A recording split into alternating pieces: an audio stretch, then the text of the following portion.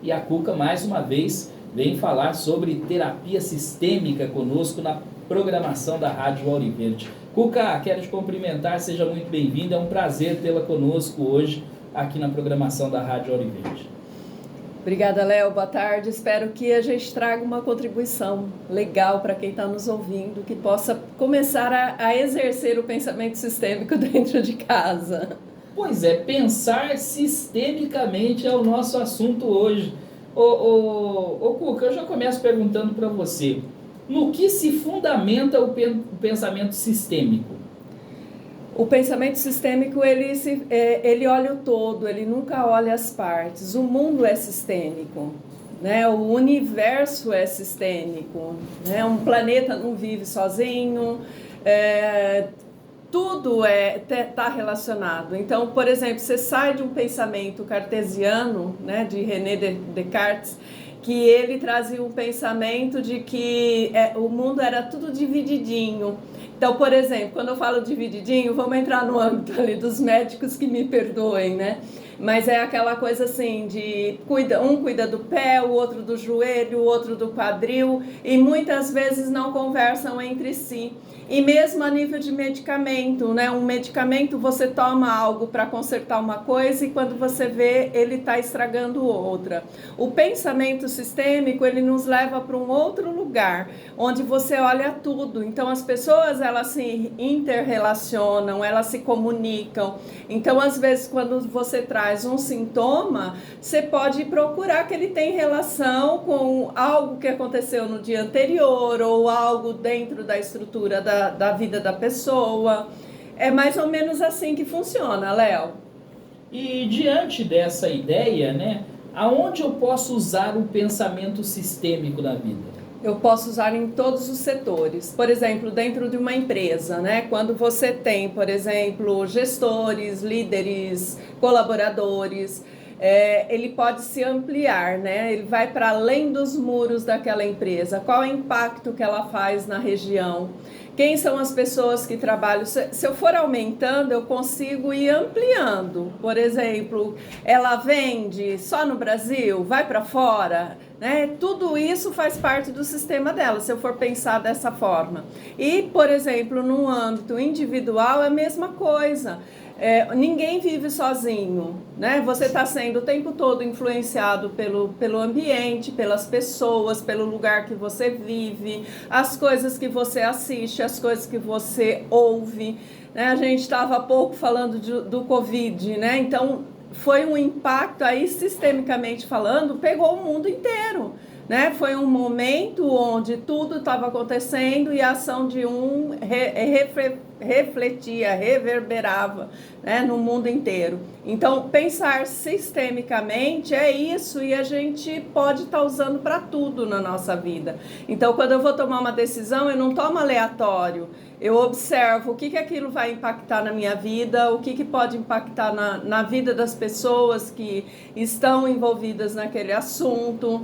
Então, assim, ele amplia demais, uma expansão de consciência mesmo. Ou seja, é olhar e saber o que aquilo em específico vai impactar diretamente ou indiretamente na minha vida. De alguma forma vai impactar, direto ou indiretamente. Exato, exato. É bem isso, porque quando uma pessoa traz um sintoma, por exemplo, para ser olhado, não dá para você olhar só para a pessoa que está ali na minha frente. É muito mais amplo do que ela está me trazendo. Interessante. E o sintoma se refere a uma doença? Também é uma doença, mas quando a gente fala no set terapêutico, é tudo aquilo que o cliente me traz como uma questão a ser trabalhada. Então, pode ser um relacionamento difícil, uma situação que se repete, pode ser uma dificuldade de trabalho, um conflito, de repente, que acontece na empresa, mas não acontece em casa. Então, quando a pessoa traz, que eu falo, esse sintoma, que é o que ela quer olhar, ele cria também um âmbito muito maior, porque o nosso sistema, vamos dizer assim, vamos pegar a família, ele é autorregulável, né? Então, a ação de um pode reverberar no todo. Então, por exemplo, acho que fica mais fácil, vamos trazer uma questão de relacionamento com filhos. Normalmente os pais, quando chegam, eles falam assim, né? Meu filho precisa de terapia. Nunca é os próprios pais.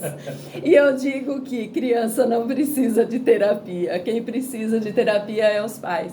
Mas assim, qualquer ação dos pais, vamos supor que eles estejam com alguma dificuldade no casal, ou que um deles esteja com problema no trabalho. Isso é como que se você tivesse uma autorregulagem, né? O movimento deles reverbera dentro da família. Então, às vezes, a criança, ela manifesta uma dificuldade diante de uma situação que não é ela que está vivendo. Então, isso é pensar sistemicamente. Então, quando, por exemplo, aí eu falo, não vou atender teu filho, né? Você precisa. E aí, quando a gente vai olhar mais a fundo, por trás daquela dificuldade com os filhos, normalmente vem uma dificuldade do próprio pai ou da própria mãe que está ali.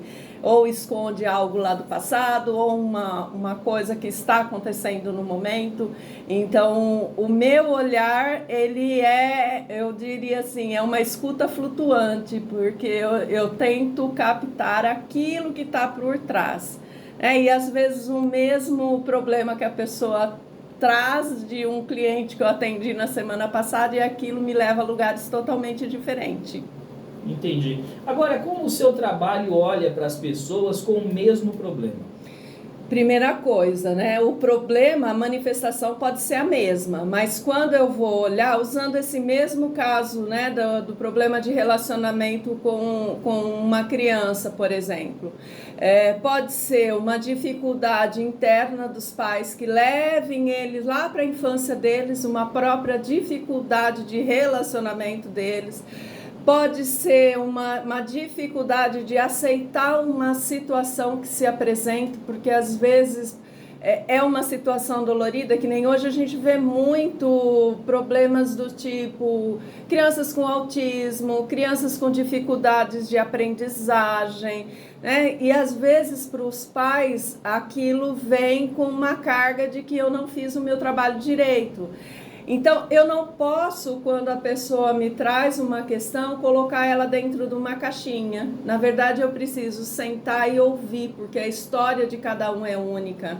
E à medida que a história de cada um é única, a causa daquele sintoma que se torna aparente é totalmente diferente.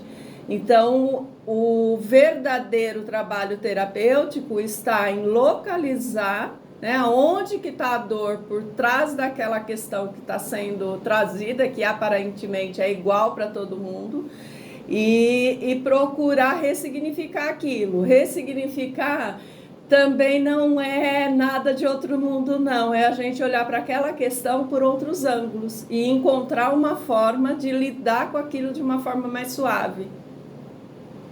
Agora, Cuca, essa visão, esse pensamento sistêmico, né? Para que você leve esse pensamento sistêmico para dentro de uma casa, você está usando aí a família como exemplo, o pai, a mãe e o filho, né? Para dentro de um lar. É difícil fazer com que a pessoa pense ou veja sistemicamente? Esse é um treinamento, tá? Por que é importante? Vamos supor, pegar um exemplo básico, vira e mexe aparecem umas viroses, né? Mas por que umas pessoas pegam e outras não? A partir do momento que aparece, entre aspas ali, né, o sintoma, o que eu fiz ontem? Por qual lugares que eu passei? Quais as emoções que eu senti?